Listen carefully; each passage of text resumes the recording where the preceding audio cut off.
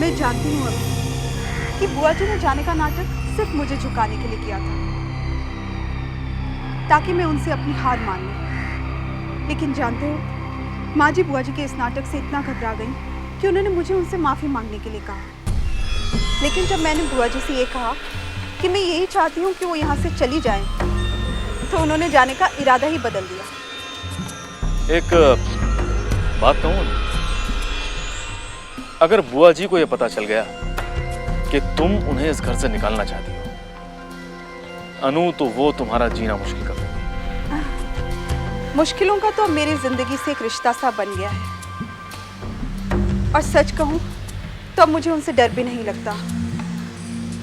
मेरी तो अब एक ही कोशिश है कि इस घर के लोगों पर आई हुई मुश्किलों को किसी तरह खत्म कर सकूं।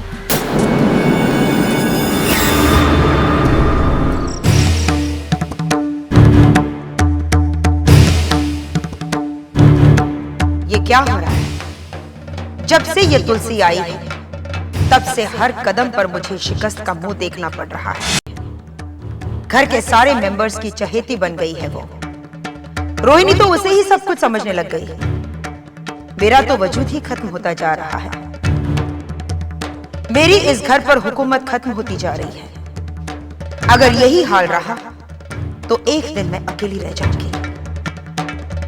नहीं नहीं, मैं जिंदगी में आज तक कभी किसी के सामने नहीं झुकी। मैंने कभी किसी से हार नहीं मानी, फिर तुलसी से कैसे? अब मुझे अपना वजूद जिंदा रखने के लिए कुछ ऐसा करना पड़ेगा कि इस घर का हर इंसान तुलसी से नफरत करने लगे। इतनी नफरत कि तुलसी को खुद अपने आप से नफरत हो जाए। हाँ, अपने आप से। जी बुआ जी। ये सोचकर बहुत खुश मत होना कि तुमने हमें हरा दिया, क्योंकि आज के बाद हम तुम्हें चैन से नहीं रहने देंगे। वो तो मैं जानती हूँ बुआ जी कि आप दूसरे लोगों के बारे में हमेशा ऐसे ही सोचती रहती हैं। लेकिन बुआ जी, सोचने से कुछ नहीं होता, बल्कि अपना सुकून खत्म हो जाता है। हम जानते हैं वो कि बातें बनाना तुम बहुत अच्छी तरह से जानते हो। और मैं भी जानती हूँ बुआ जी कि आप सिर्फ बातें ही बनाना जानती हैं। नहीं बहू, हम सिर्फ बातें ही नहीं बनाते, बल्कि जो कहते हैं वो कर दिखाते हैं। फिलहाल तो बुआ जी, मैंने देव को आजाद करने के बारे में सोचा था, और वो मैंने कर दिया। बहुरानी, अभी से इतनी खुशियां मत मनाओ,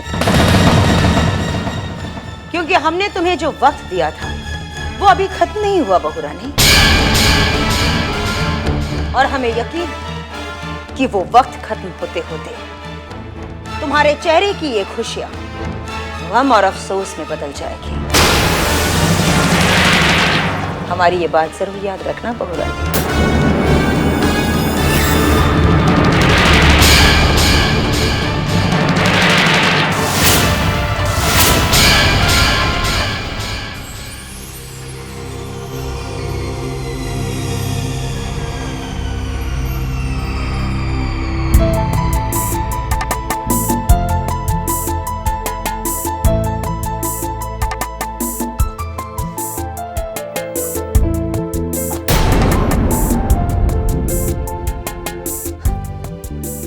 ये सही बात नहीं है अभी भाई। अरे इसमें गलत क्या है? तुम मुझसे जीत गए। जीतना तो मेरा पहले से ही तय था, लेकिन ऐसे नहीं, आपने खुद ही हार मान ली। तो तुम्हें क्या लगता है कि मैं जानबूझ के आ रहा हूं? हाँ,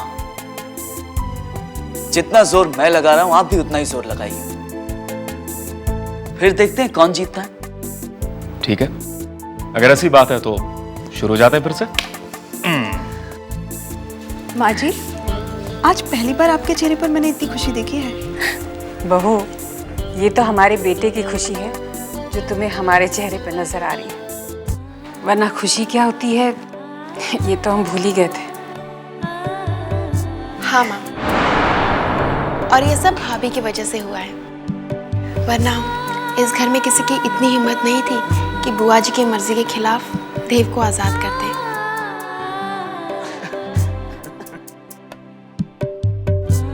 भाभी, हम तो समझ रहे थे कि इस घर से खुशियाँ हमेशा के लिए रूठ गई हैं। आपने देव को आजाद करके इस घर की खुशियों को भी आजाद कर दिया है। मैंने तो सिर्फ एक कोशिश की थी पूनम, और अगर इससे किसी को खुशी मिलती है तो मैं ये कोशिश हमेशा करती रहूंगी। जीत के रहूंगा मैं। मैं दोनों हाथ से लड़ाऊंगा।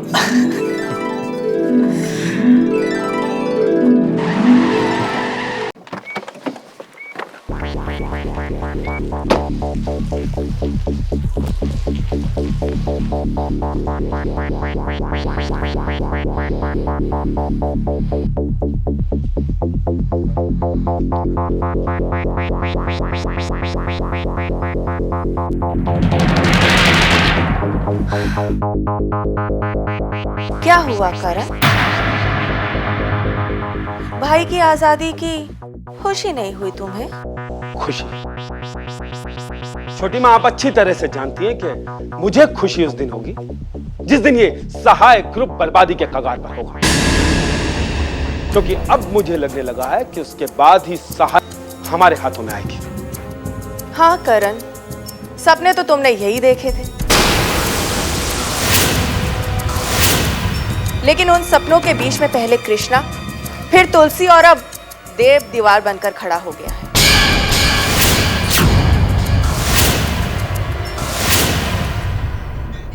लेकिन एक बात कहूं करण, तुलसी को यह हक कृष्णा की वजह से मिला था, लेकिन देव, वो तो सहाय परिवार का वारिस है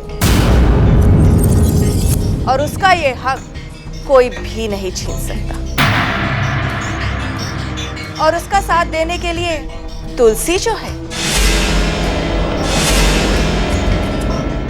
उसने देव को आजाद करा के जीजी को भी हरा दिया, और उसी हार की वजह से जीजी ने घर छोड़ने का फैसला कर लिया था।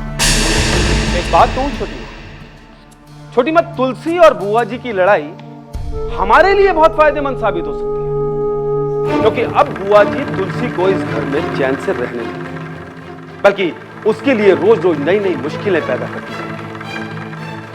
लेकिन करण, तुम्हें तुलसी की परेशानियों से क्या फायदा? अरे अब तो तुम्हें कृष्णा और तुलसी के साथ साथ देव के बारे में भी सोचना पड़ेगा। छोटी माँ, मैं आपसे पहले भी कह चुका हूं, उस कृष्णा और तुलसी का रिश्ता तभी तक है जब तक उस कृष्णा की सांसें चल रही। और रहा सवाल देव का, तो तुलसी ने बुआ जी की मर्जी के बिना देव को आजाद किया है, इसलिए बुआ जी ही उसका इलाज बेहतर कर सकेंगे।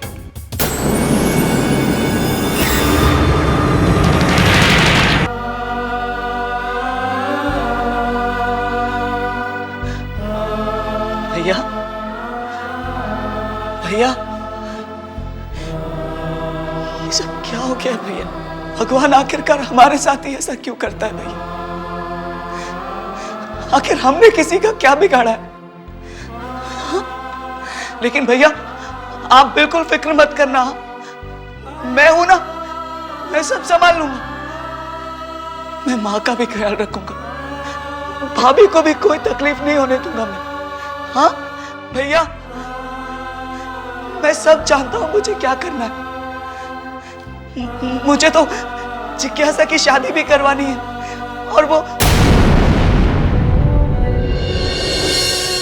लेकिन मैं अकेले ही सब नहीं करूंगा। आपको भी मेरे साथ जिज्ञासा को डोली में विदा करना पड़ेगा भैया। आप सुन रहे हैं ना भैया? मैं सब ठीक कर दूंगा भैया, लेकिन आपको होश में आना पड़ेगा भैया।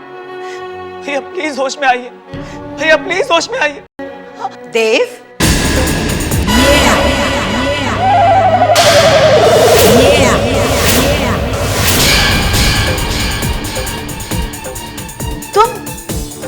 तुम इसे होश में लाओगे?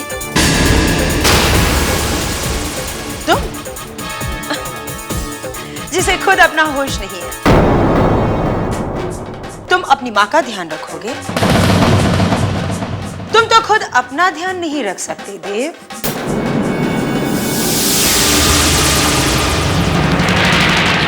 तुम कुछ नहीं कर सकते देव, कुछ भी नहीं कर सकते।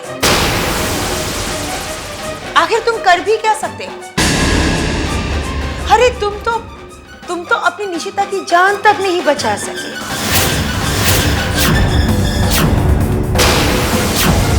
वो तुम्हारे सामने तड़पती रही और तुम बेबसी में उसे देखते रह गए। कुछ नहीं कर सके तुम देव, कुछ भी नहीं कर सके। और सच बात तो यह है कि वो एक्सीडेंट भी तुम्हारी गलती की वजह से हुआ था।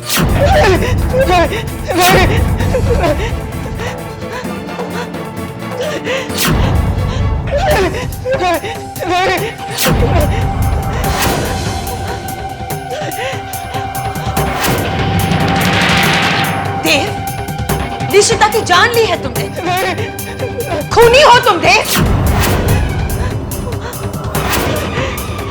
हाँ, खून किया है तुमने देव। जान से मार दिया उसे। देव, देव तुम खूनी हो तुम, खूनी हो।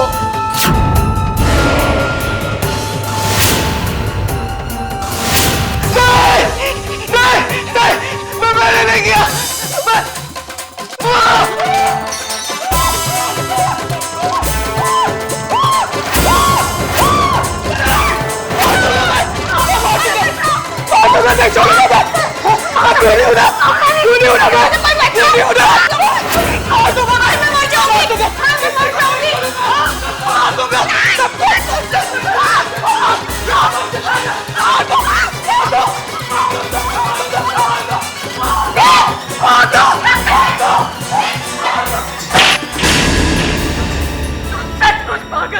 पागल है तू।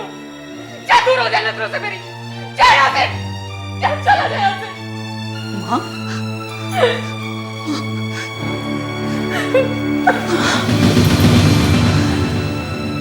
माँ भाई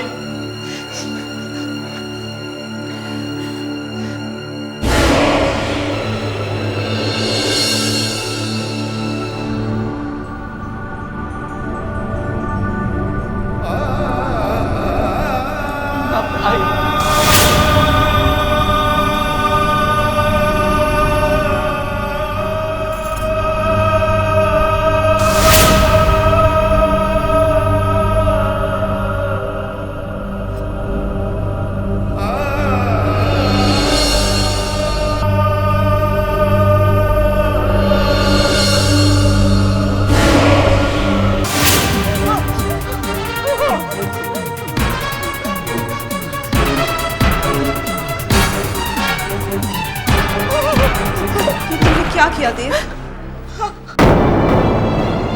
मैंने क्या किया? कुछ नहीं किया। तो मैं और क्या करता? वो बुआ जी वो बार बार मुझे निशिता की याद दिलाती है और तुम पर दौरा पड़ गया और तुमने सब कुछ फेंकना शुरू कर दिया। मैं और क्या करता? सब्र कर लेते देव, लेकिन तुमने वैसा ही किया जैसा बुआ जी चाहती थी, ताकि वो फिर से तुम्हें पागल साबित करके फिर से तुम्हें कैद करके रख सके। हाँ तो ठीक है ना भाभी, मैं पागल हूँ, इसलिए मेरा कैद में रहना ही ठीक है। तुम पागल नहीं हो देव। नहीं भाभी, मैं पागल हूँ। अगर मैं पागल नहीं होता तो मुझे बुआ जी की बात पर गुस्सा नहीं आता, और अगर मुझे गुस्सा नहीं आता तो मैं ऐसी हरकत भी नहीं करता ना भाभी, ना ही सामान फेंकता और ना ही मां मुझे मारती। मैं पागल हूं भाभी, मैं पागल हूं। इसलिए भाभी मेरे हाथ बांध दीजिए, मैं कभी बाहर नहीं आऊंगा, कभी नहीं आऊंगा। माँ को तकलीफ होगी ना भाभी। प्लीज प्लीज मेरे हाथ बांध दीजिए, मैं पागल हूं ना, मैं बाहर आकर क्या करूंगा? मैं कभी बाहर नहीं आऊंगा भाभी।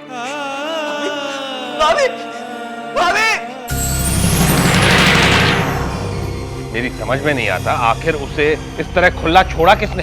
मैं बता, हमारी बहू तुलसी ने।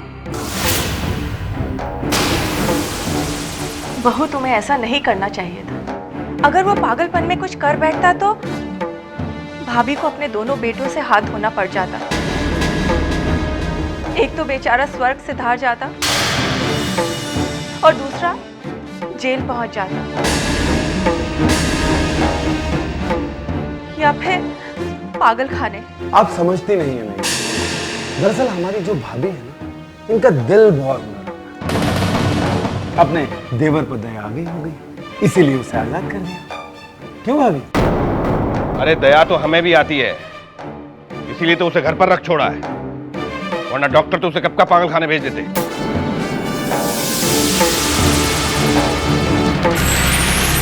लेकिन वो पागल नहीं था। हाँ, मैं मानता हूं कि कभी कभी उस पर पागलपन का दौरा पड़ जाता है, लेकिन ये तो तुम भी जानते हो अविष्का कि इस हालत में वो अपने आप ही नहीं रहता, वो कुछ भी कर सकता है। और हम लोग ये भी नहीं जानते कि उसे दौरा कब पड़ सकता है। लेकिन उस पर अचानक ही दौरा पड़ा कैसे? वो तो बिल्कुल ठीक था। अगर पागलपन की कोई वजह होती तो उसे पागलपन नहीं कहा जाता।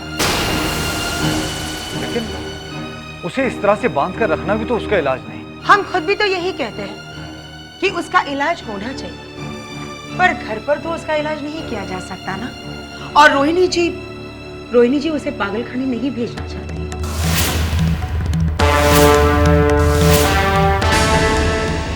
ठीक है, आप सब लोग यही चाहते हैं ना कि मेरा बेटा पागल खाने चला जाए। ठीक है, भेज दीजिए। शायद उसकी किस्मत में यही लिखा है कि वो दुख झेले, और शायद मेरी किस्मत में भी यही लिखा।